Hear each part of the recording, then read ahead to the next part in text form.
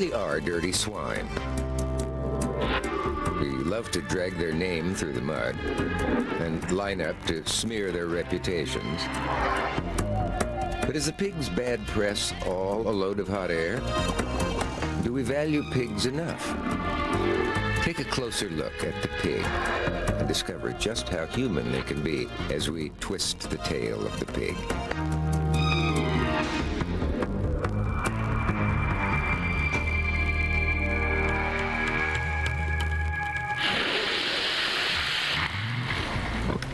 People will tell you that pigs are a living advertisement for humanity's deadliest sins. They're greedy, stubborn, lazy, and, of course, filthy. Why has so much mud stuck to the poor old pig's reputation? There's certainly nothing subtle about a pig.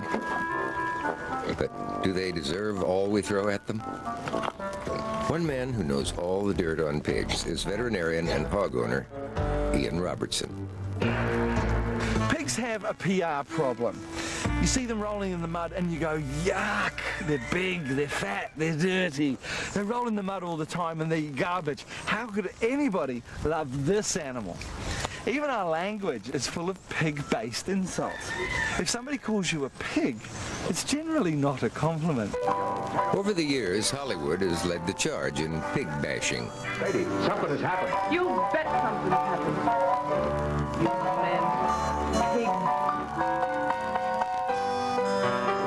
Long line of delayed traffic, you can make up your mind that Mr. J. Rhodes Hogg is holding up the procession. If you eat like a pig, you're a pig. Better be neat, or they'll treat you like a pig. Good Self was very sad to see such a nice little boy making such a pig of himself. Another popular piggy insult is to call someone a fat pig. But today's pigs are positively anorexic compared to giants from the past, like Big Bill of Tennessee. In his prime in 1933, Big Bill weighed in at over 2,500 pounds. But alas for Bill, his legs couldn't hold the weight. And so the world's biggest pig ended up as a stuffed circus exhibit. Poor old Bill got that big because we bred him that way. In fact, the pigs we see today are very different from their wild ancestors. These are wild boars, from which sprang all our modern pig breeds. These lean, mean, grunting machines were once among the most feared and respected animals on the planet. In Greek mythology, the gods challenged Hercules to tame the mighty Erymanthian boar. This was one mean pig that no man could defeat. Hercules trapped the monster in a net until it became tame. Joe Henson is a modern-day Hercules. On his farm in England, he raises wild boar and is an expert on the history of their domestication. People very quickly learnt that if they took piglets from the nest and hand-reared them, they became very tame, and they are a social animal. They live in family groups like we do, and so they joined our family very, very readily. And back in Iron Age times, of course, they used to use them as ploughs. Where they wanted to grow their wheat, they would fold pigs into an area where they would rootle up all the grass and the ground, fertilize it while they were doing it, and then they could follow that with their crops of wheat. But as early explorers discovered, not only can pigs go from wild to tame, they can turn back the other way as well. Captain Cook released pigs in New Zealand 200 years ago. Pigs that ran wild in the forest have turned from cuddly barnyard animals back into ferocious fighting machines. These wild pigs root up the ground with their snouts and are causing immense damage to the delicate native forest. In New Zealand, pigs are pests, and it's hunters like John Lockley that control the numbers of these problem porkers. But catching a pig can still be a Herculean task. A pig can be very smart, in the wild since I've known pigs to outwit myself and my dogs for 3 or 4 years. One particular pig up to 6 years. Their smell and their eyesight in it is really sharp. They can outfox men and dogs time and time again. I've known when you chase them to run 10 to 15 kilometres and do a complete circle and come back and completely lose yourself and the dogs. Pig hunting was historically a noble sport, with everyone from Roman emperors to English royalty trying it at some stage. But hunters don't have it all their own way. Well, pigs are very, very explosive. They might look fat and lazy, but they're the quickest animal on earth in 50 metres. They can go from 0 to flat out. They'll outrace a greyhound in that first 50 metres. Wild pigs are well armed with these slashing tusks, but when it comes to teeth, the incredible tusks of the Barbaroussa from Indonesia are an orthodontist's dream. The tusks of this primitive pig start out as normal teeth, but then begin growing up through the roof of the mouth and out the top of the pig's nose.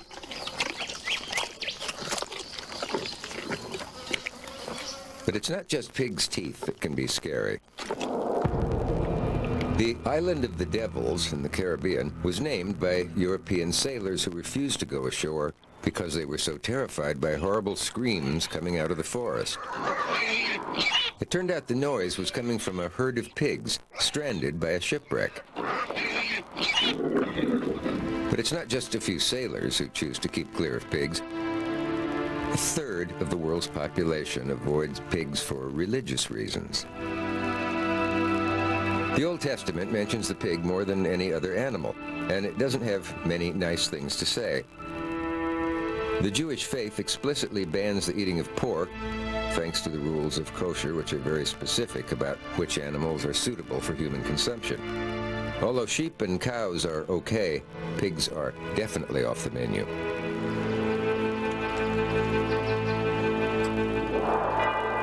Back in the Middle Ages, pigs got Jews into all sorts of trouble. During the Spanish Inquisition, non-Catholics were forced to reveal their religious beliefs. One of the most effective instruments of torture was a plate of bacon. True believers would rather die than eat of unclean flesh. But there was a reason for this fear of pork, according to Professor of Religious Studies Paul Morris. It's also the likeness of the pig to the human being that the ancient rabbis noticed. Not only were the pigs a challenge to us, but they were like us in some ways. The rabbis noticed that the intestine of the pig was more like that of the human being than any other animal. And they saw this as a particular horror and warning, for the diseases of pigs migrated, were transformed and affected human beings very easily. Pacific Islands, village chiefs wear pig tusks as a sign of status and authority. So pigs are seen as extremely valuable assets that need to be carefully looked after.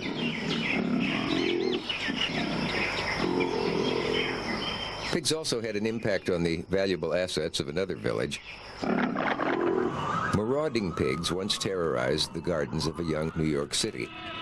The residents built a wall to keep out the pigs, and the street that ran along the wall was called Wall Street, funnily enough. And where do Wall Street's greedy swine keep all their pennies?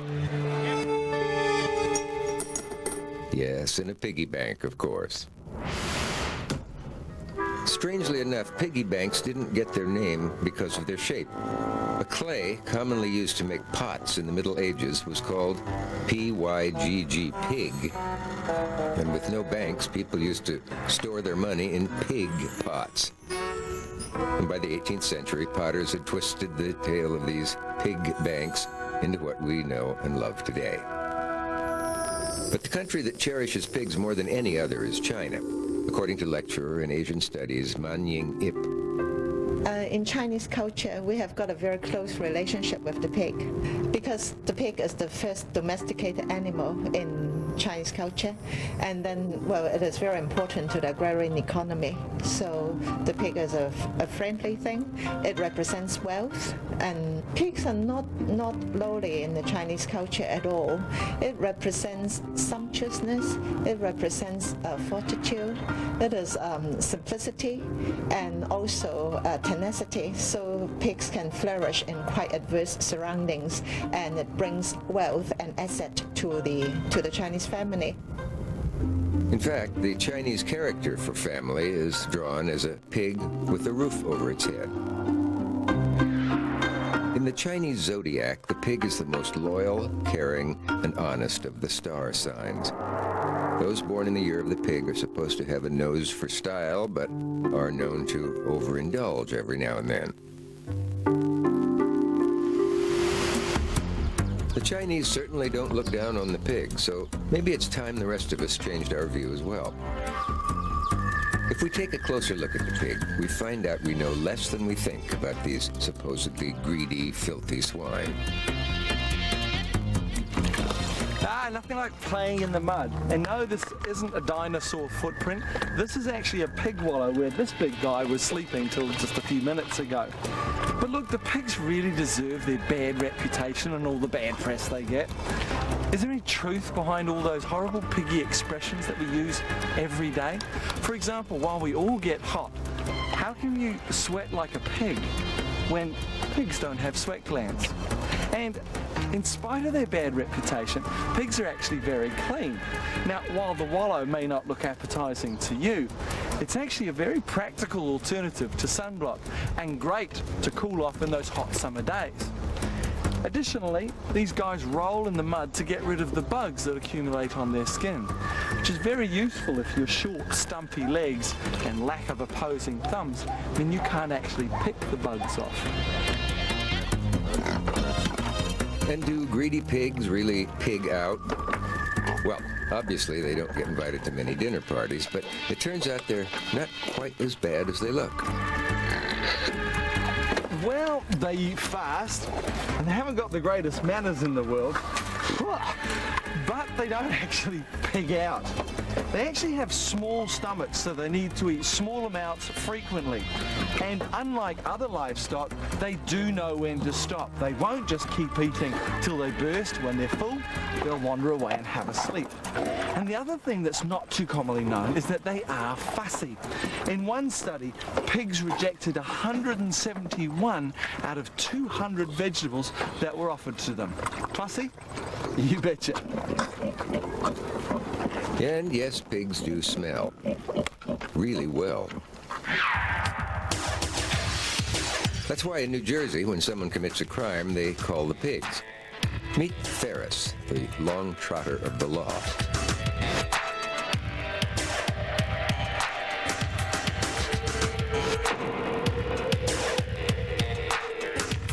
He's a little out of shape, doesn't play by the book, and is very stubborn, but he wears his badge with pride. Ferris is an expert in sniffing out buried drugs.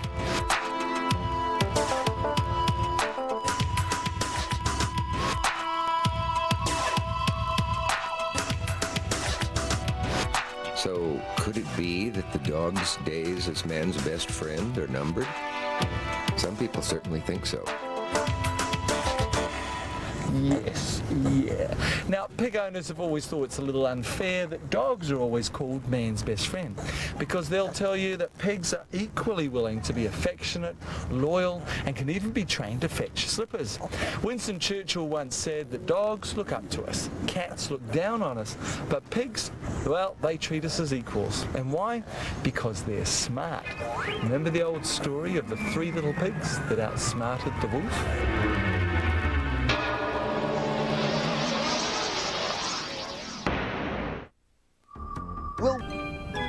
Pigs have long inspired artists to immortalize them in all shapes and sizes, and from every material imaginable.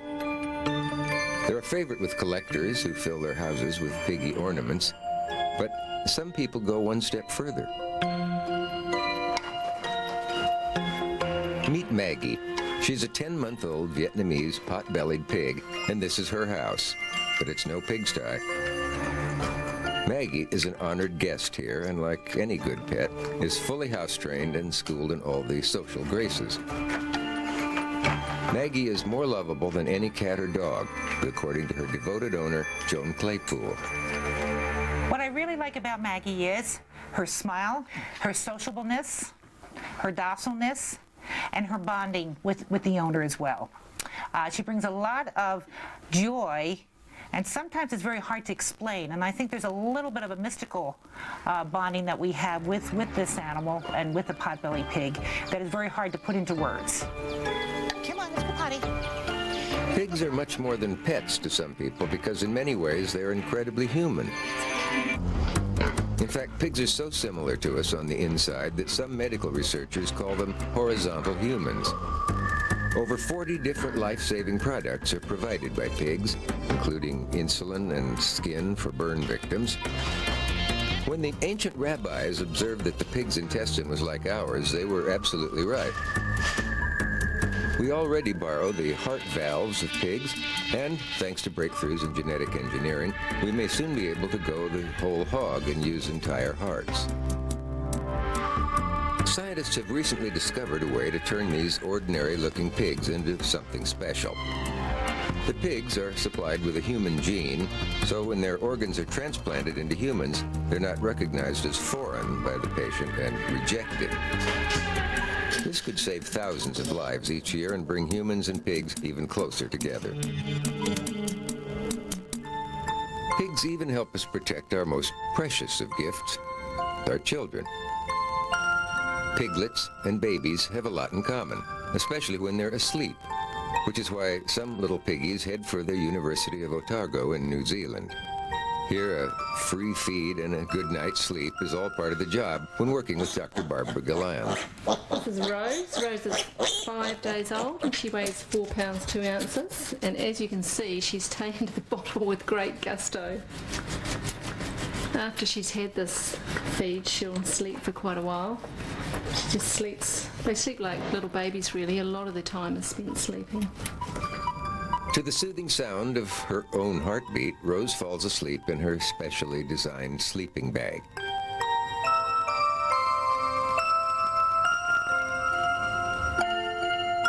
Barbara measures everything from pulse rate to temperature to oxygen consumption to understand exactly what's happening in this guinea piglet's body. The results can then be used to help protect human babies from problems such as sudden infant death syndrome or SIDS. In this lab at the aptly named Penn State University, Professor Stanley Curtis and his team are bringing pigs into the computer age. Stanley is convinced we will soon be able to communicate with pigs by teaching them to play video games.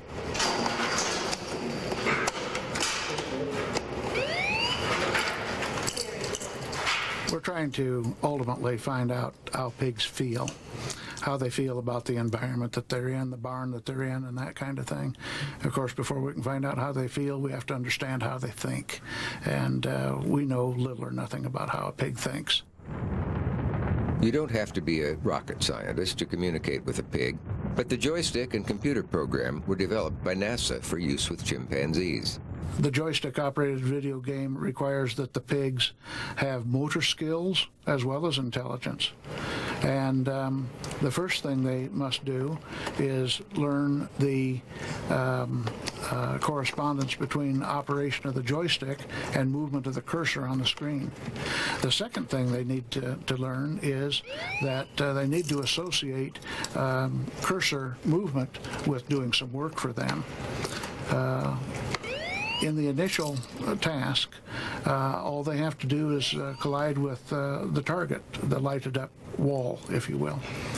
And so it's a relatively simple task, but if we stop and think about it, it's a task that's completely outside the realm of experience for any pig. The first time they see a computer screen, it must be amazing to them. Stanley's pigs eventually graduate to more complex tasks like solving mazes. But it's not just fun and games. The aim of the program is to find ways to take better care of pigs. Perhaps one day we'll be able to ask a pig if it's warm enough, or if it needs more food. My guess is that we'll be able to have some kind of rudimentary give and take communication with pigs in a matter of a few years. That doesn't mean that it's going to be anything elegant. A pig is never going to be a human being, but we will be able to ask them some quality questions and get their response. So perhaps the time has come for us to start respecting our porky friends.